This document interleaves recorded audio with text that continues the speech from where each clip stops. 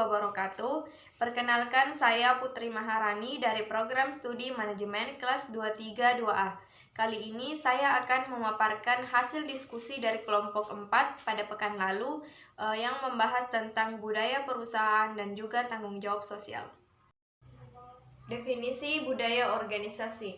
Menurut Armstrong, budaya organisasi atau budaya perusahaan adalah nilai, norma, keyakinan, sikap, dan asumsi yang merupakan bentuk bagaimana orang-orang dalam organisasi berperilaku dan melakukan sesuatu hal yang bisa dilakukan. Nilai adalah apa yang diyakini bagi orang-orang dalam berperilaku dalam organisasi. Budaya perusahaan yang di dalamnya terdapat orang-orang yang terus belajar itulah yang menurut Sage mampu beradaptasi terhadap segala perubahan internal maupun eksternal. Karena menurutnya budaya perusahaan mencakup asumsi dasar yang digunakan untuk menyelesaikan masalah yang dihadapi baik internal ataupun secara eksternal.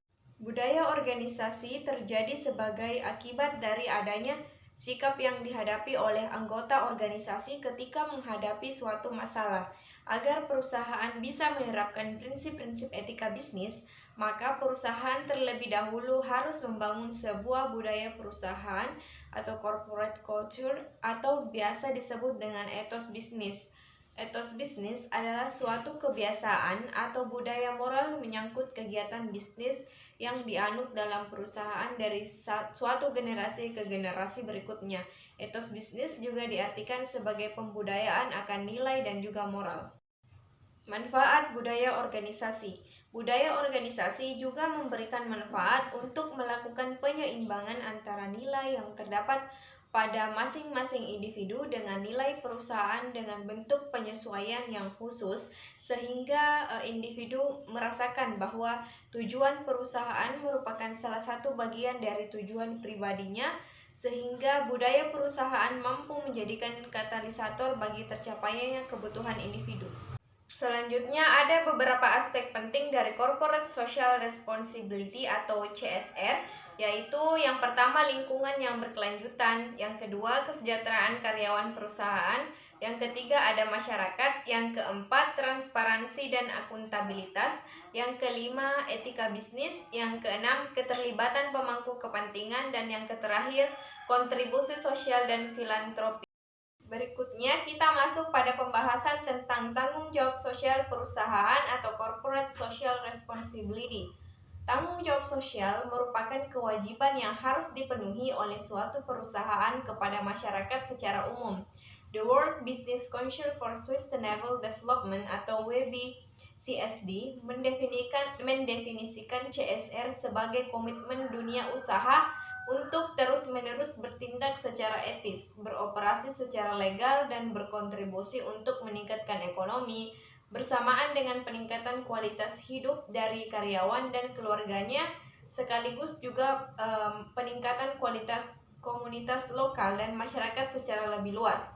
Secara menyeluruh, tanggung jawab sosial perusahaan merupakan kewajiban perusahaan yang harus dipenuhi sebagai bentuk komitmen dunia usaha untuk menjalankan aktivitas bisnis berdasarkan nilai etis dengan tujuan memberikan perhatian secara kontribusi dan juga secara seimbang. Menjelaskan mengenai konsep tanggung jawab sosial perusahaan, yaitu yang pertama aktivitas tanggung jawab sosial perusahaan yang dijalankan sebagai pelayanan sukarela atau bersifat charity pada masyarakat di sekitar perusahaan.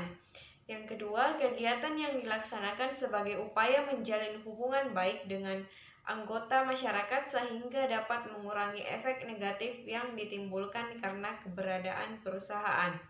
Tujuan program tanggung jawab sosial perusahaan berkaitan dengan keberlanjutan jangka panjang perusahaan atau long-term sustainable of a firm. Pola dan bentuk tanggung jawab sosial perusahaan juga berkembang dari bentuk charity principle kepada stewardship principle. Berdasarkan Charity Principle, kalangan masyarakat mampu memiliki kewajiban moral untuk memberikan bantuan kepada kalangan kurang mampu. Jenis bantuan perusahaan ini sangat diperlukan dan penting khususnya pada masa atau sistem negara di mana tidak terdapat sistem jaminan sosial, jaminan kesehatan bagi orang tua, dan tunjangan bagi penganggur. Sedangkan dalam Steward Principle, korporasi diposisikan sebagai public trust karena menguasai sumber daya besar di mana penggunaannya akan berdampak secara fundamental bagi masyarakat. Oleh karenanya, perusahaan dikenakan tanggung jawab untuk menggunakan sumber daya tersebut dengan cara-cara yang baik dan tidak hanya untuk kepentingan pemegang saham tetapi juga untuk masyarakat secara umum.